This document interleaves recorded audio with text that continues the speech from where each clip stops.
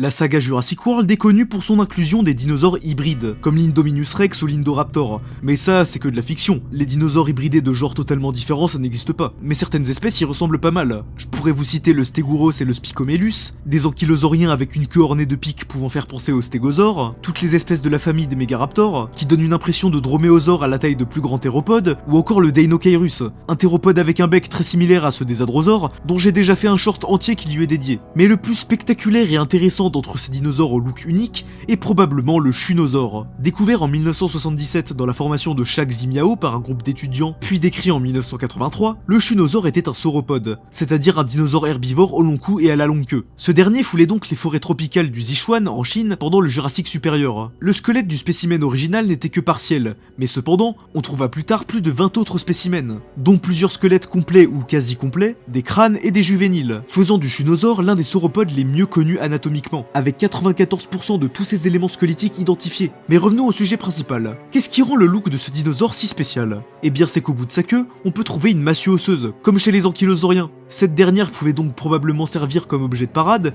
mais également pour se défendre contre les prédateurs qui rôdaient dans les environs, comme les Yangshuanosaures, les Gazosaures ou les Sinraptors. Et c'est une dinguerie à quel point ce sauropode est sous-coté. Niveau représentation médiatique, c'est assez pauvre. Il apparaît seulement dans Jurassic Park 3 Park Builder sur Game Boy Advance, quelques jeux mobiles de la licence Jurassic, il fait une brève apparition dans l'anime Dinosaur King, et dans son apparition la plus mythique dans le documentaire Le Royaume des Dinosaures, ou Dinosaur Evolution en VO, dans lequel on y voit plusieurs individus, dont un se défendant contre des Sinraptors juste après s'être défoncé la gueule aux champignons.